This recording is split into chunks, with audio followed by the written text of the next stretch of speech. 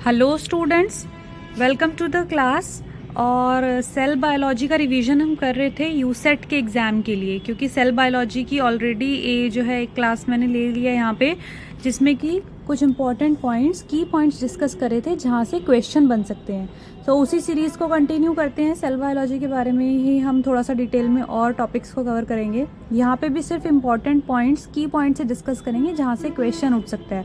सो ये बहुत revision class है। अगर आपने नोट्स को डिटेल में पढ़ा होगा, लाइक टॉपिक को डिटेल में समझा हुआ होगा, तो आपका रिवीजन होगा इससे, ठीक है। और इम्पॉर्टेंट पार्ट भी कवर हो जाएगा क्वेश्चन के लिए। सो एक बार एक्सप्लेन करती हूँ मैं। की पॉइंट देखिए, fibroblast not generate action potential. क्यों? क्योंकि वोल्टेज गेटेड आयन चैनल नहीं होते हैं, इसलिए वो एक्शन पोटेंशियल को जनरेट नहीं कर पाता है फाइब्रोब्लास्ट, ठीक है। निकोटिनिक एसिटाइल कोलिन रिसेप्टर्स, ये क्या करते हैं? इनके पास एक अल्फा सब यूनिट होती है जो कि एसिटाइल कोलिन के साथ बाइंड करती है। ये कहाँ पर होते हैं रिसेप्टर्स? पोस्ट साइनेप्टिक मेम्ब्रेन पे होते हैं। इनका फंक्शन क्या होता है कि ये सोडियम और पोटेशियम आयन को हाइड्रेटेड फॉर्म में इनका पासेज कराते हैं। और दूसरी चीज़, ये मसल सेल्स में एक्सप्रेस होते हैं, ठीक है। अब जो ये एसिटाइल कोलिन की बाइंडिंग होती है निकोटिनिक एसिटाइल कोलिन रिसेप्टर के साथ, इससे क्या होता है? नेट डिपोलराइजेशन हो जाता है 15 मिलीवोल्ट का, ठीक है। उसके बाद जो न्यूरोट्रांसमीटर है, न्यूरोट्रांसमीटर रिसेप्टर्स जो होते हैं, ये दो क्लासेस में आते हैं, एक लिगेंड गेटेड आयन चैनल्स और एक GPCR यानी कि जी प्रोटीन कपल्ड रिसेप्टर्स। जो action potential presynaptic axon terminal पे आया है, तो वो क्या करता है? वोल्टेज गेटेड कैल्शियम चैनल्स को ओपन करता है। जो action potential presynaptic axon के टर्मिनल पे आएगा, तो वो वोल्टेज गेटेड कैल्शियम चैनल को ओपन करेगा। ट्रांसपोर्ट एटीपेज जो होते हैं 3 टाइप के हैं, P, F और V, ठीक है। ये आयंस को ट्रांसपोर्ट करते हैं। सोडियम पोटेशियम पंप जो है वो P टाइप की कैटेगरी में आता है। और जितने मेंबर्स हैं ABC सुपर फैमिली के, उनके पास 2 साइटोसोलिक ATP बाइंडिंग डोमेन्स होते हैं, ठीक है। F और V क्लास एटीपेज जो है वो फॉस्फोप्रोटीन इंटरमीडिएट्स नहीं बनाते और वो सिर्फ प्रोटॉन्स को ट्रांसपोर्ट करते हैं। रफ एंडोप्लाज्मिक रेटिकुलम के क्या फंक्शन है? एक तो पॉलीपेप्टाइड की स्प्लाइसिंग करेगा, डाइसल्फाइड बॉन्ड का फॉर्मेशन करेगा, और जब ट्रांसलेशन होता है उस टाइम पे प्रोटीन्स का ग्लाइकोसाइलेशन करेगा और मल्टी सब यूनिट प्रोटीन्स को असेंबल करता है रफ एंडोप्लाज्मिक रेटिकुलम। जो कैल्शियम एटीपेज प्रेजेंट होते हैं सार्कोप्लाज्मिक रेटिकुलम के ऊपर, वो क्या करते हैं? कैल्शियम आयन की कंसेंट्रेशन को बढ़ा देते हैं सार्कोप्लाज्मिक रेटिकुलम में एज कंपेयर टू साइटोसोल, ठीक है। स्मूथ एंडोप्लाज्मिक रेटिकुलम क्या करते हैं? Lipid biosynthesis. जो न्यूक्लियस और एंडोप्लाज्मिक रेटिकुलम की मेम्ब्रेन है वो जुड़ी हुई होती है एक साथ, कंटिन्यूअस। जो रफ एंडोप्लाज्मिक रेटिकुलम है, ये यहाँ पे क्या होता है? प्रोटीन्स की मॉडिफिकेशन और सॉर्टिंग। एंडोप्लाज्मिक रेटिकुलम क्या करता है? आउटर वाली जो न्यूक्लियर मेम्ब्रेन है वहाँ से एक्सटेंड करेगा साइटोप्लाज्म की तरफ, और फिर एक वहाँ पे ल्यूमन क्रिएट हो जाता है इस वजह से, है ना। वो ल्यूमन साइटोप्लाज्म से अलग होता है, सेपरेटेड रहता है।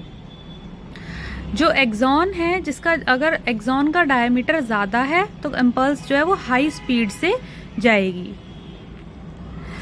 ऑल और नन प्रिंसिपल, ये क्या कहता है कि अगर स्टिमुलस इतना स्ट्रॉन्ग है कि वो एक्शन पोटेंशियल जनरेट कर रहा है, तो उसकी वजह से जो इम्पल्स जनरेट होगी वो कांस्टेंट साइज की होगी। ऐसा नहीं होगा कि स्टिमुलस ज़्यादा स्ट्रॉन्ग था तो इम्पल्स ज़्यादा स्ट्रॉन्ग हुई। इम्पल्स जो है कांस्टेंट साइज की जनरेट होगी, ठीक है।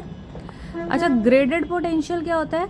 रेस्टिंग मेम्ब्रेन का जो पोटेंशियल है उससे थोड़ा सा चेंज होता है ग्रेडेड पोटेंशियल। ये क्यों होता है? क्योंकि लिगेंड गेटेड या फिर मैकेनिकली गेटेड चैनल्स ओपन होते हैं या फिर क्लोज होते हैं, उस वजह से, ठीक है। रेस्टिंग मेम्ब्रेन का पोटेंशियल जो है वो 2 फैक्टर से डिटरमाइंड होता है। एक तो ये कि आयंस का डिस्ट्रीब्यूशन अनइक्वल हो जाता है साइटोसॉल की साइड में और एक्स्ट्रा सेल्यूलर फ्लूइड की तरफ, और दूसरा ये कि आयंस का जो मूवमेंट है अलोंग द कॉन्सेंट्रेशन जो हो रहा है, ठीक है। ये 2 फैक्टर की वजह से रेस्टिंग मेम्ब्रेन का पोटेंशियल चेंज होता है। सेल जो कि बहुत एक्टिव है प्रोटीन के सिंथेसिस में और सिक्रीशन में, उसके पास ज़्यादा रफ एंडोप्लाज्मिक रेटिकुलम होगा as compare to smooth endoplasmic reticulum. जो कॉमन प्रिकर्सर है एन लिंक्ड ओलिगोसैकेराइड्स रेसिड्यूज को सिंथेसाइज करने के लिए, उसके अंदर प्रिकर्सर के अंदर क्या है? डॉलिकॉल पायरोफॉस्फेट ग्रुप है, ठीक है। ओलिगोसैकेराइड जो हैं वो ग्लाइकोप्रोटीन का पार्ट है, ठीक है, जो वो या तो एन लिंक्ड होंगे या ओ लिंक्ड होंगे, ठीक है। जो ग्लाइकोप्रोटीन है उसमें जो ओलिगोसैकेराइड पार्ट है वो या तो एन लिंक्ड होगा या ओ लिंक्ड होगा। अब जो जिससे भी लिंक होगा वो अमीनो एसिड्स कौन से हैं, एस्पैराजीन और थ्रियोनीन। या तो एस्पैराजीन के NH2 ग्रुप के साथ लिंक होगा तो हम इसको एन लिंक्ड बोलेंगे, अगर OH ग्रुप के साथ लिंक्ड होगा COH वाले तो ओ लिंक्ड बोलेंगे, ठीक है। माइक्रोसोमल साइटोक्रोम P450 ये मोनोऑक्सीजिनेज है, membrane bound xenobiotic metabolising enzyme है, हीमोप्रोटीन है और ये बहुत सारी रिएक्शन कैटालाइज करता है जैसे कि हाइड्रोक्सिलेशन, सल्फॉक्सीडेशन और एपॉक्सीडेशन। प्रोटीन्स का जो ग्लाइकोसाइलेशन है ये क्या प्रोसेस है, देखो नाम से ही पता लगा है, प्रोटीन के अंदर ग्लाइको मतलब ग्लूकोज का, साइलेशन होना मतलब जुड़ना। तो ये एक प्रोसेस है जिसमें कि शुगर जो है सिक्रीटरी प्रोटीन के साथ जुड़ती है कोवेलेंट बॉन्डिंग की हेल्प से, ठीक है। ओलिगोसैकेराइड जिसके पास 14 मॉलिक्यूल ऑफ शुगर है वो एस्पैराजीन अमीनो एसिड के NH2 ग्रुप के साथ जुड़ता है, ठीक है। तो हम कहते हैं कि प्रोटीन का ग्लाइकोसाइलेशन हो गया। और एक पॉइंट है कि एंटीबायोटिक ट्यूनिकामाइसिन जो है वो एन लिंक्ड ग्लाइकोसाइलेशन के फर्स्ट स्टेप को इनहिबिट कर देती है, ठीक है। जब एन ग्लाइकोसाइलेशन हो रहा होता है तो ओलिगोसैकेराइड किस पे ऐड होंगे, एस्पैराजीन अमीनो एसिड के पे ऐड होंगे, जो कि सीक्वेंस कैसा होगा, एस्पैराजीन, एक्स और सीरीन या फिर थ्रियोनीन, जिसमें से कि एक्स अमीनो एसिड जो है वो कुछ भी हो सकता है लेकिन प्रोलीन नहीं हो सकता, ठीक है। अब जो सिक्रेटेड प्रोटीन का ग्लाइकोसाइलेशन है, ऑलमोस्ट जितने भी सिक्रेटेड प्रोटीन है सबका ग्लाइकोसाइलेशन होता है, ठीक है। ओलिगोसैकेराइड फॉर्म होता है लिपिड डॉलिकॉल पे और फिर वो प्रोटीन के पास ट्रांसफर होता है। अब ये ओलिगोसैकेराइड की ट्रिमिंग होती है, ट्रिमिंग कैसे होती है, मैनोज रेसिड्यूज को इसमें से रिमूव करके। गोल्गी का मेजर फंक्शन क्या होता है, लिपिड और प्रोटीन का ग्लाइकोसाइलेशन। ये गोल्गी मेजर सेंटर है जहाँ पे प्रोटीन सॉर्टिंग होती है और इसके ट्रांस कंपार्टमेंट में सिक्रीटरी वेसाइकल्स भी फॉर्म होते हैं। अगर प्लांट सेल है उसके मिडिल में सेल प्लेट के पास बहुत सारी गोल्गी बॉडी दिख रही है टीलोफेज में या साइटोकाइनेसिस के टाइम पे, तो इससे पता चल रहा है कि गोल्गी का बहुत बड़ा रोल है पॉलीसेकेराइड सिंथेसिस में। गोल्गी बॉडी के पास एक सिस और एक ट्रांसफेज होता है और गोल्गी अपैरेटस जो है ये प्रीडोमिनेंट होता है उन सेल्स में जहाँ पे सिक्रीशन होना है, सिक्रीटरी सेल्स, सिक्रीटरी वेसाइकल्स बन रहे हैं, ठीक है। और ये गोल्गी अपैरेटस जो है ये ओलिगोसैकेराइड मॉडिफिकेशन में भी इन्वॉल्व होता है। अगर लाइसोसोम बर्स्ट कर रहा है तो उसके कंटेंट्स जो है सेल के साइटोप्लाज्म को डैमेज कर देते हैं सीरियसली, ठीक है। सिक्रीटेड प्रोटीन्स इनिशियली तो राइबोसोम से फॉर्म होते हैं और फिर अटैच हो जाते हैं एंडोप्लाज्मिक रेटिकुलम पे। न्यूक्लियोलस वो जगह होती है जहाँ पे राइबोसोम्स असेंबल होते हैं, ठीक है।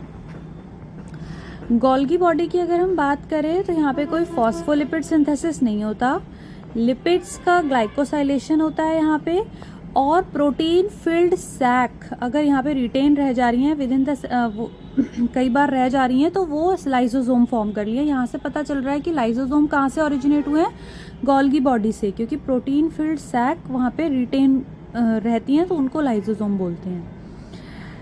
Protein synthesized by ribosome on rough endoplasmic reticulum, जो राइबोसोम के ऊपर प्रोटीन सिंथेसिस हुआ है वो गोल्गी में जाता है, वहाँ पे वो छोटे छोटे सैक्स में एक्यूमुलेट हो जाता है और फिर ये माइग्रेट कर जाते हैं सेल के सरफेस पे और अपने कंटेंट को बाहर डिस्चार्ज कर देते हैं, ठीक है। गोल्गी बॉडी जो है प्रोटीन सॉर्टिंग में इन्वॉल्व होती है, स्ट्रक्चरली और बायोकेमिकली पोलराइज्ड रहती है, इसमें series of stacked internal cisternae होते हैं। सिस फेज एंडोप्लाज्मिक रेटिकुलम के पास होता है, ट्रांस फेज इसका प्लाज्मा मेम्ब्रेन के पास होता है, और ये गोल्गी बॉडी वो साइट है जहाँ पे ओलिगोसैकेराइड जो पहले से बने हुए हैं उनका मॉडिफिकेशन होता है और कॉम्प्लेक्स ओलिगोसैकेराइड्स का फॉर्मेशन हो जाता है।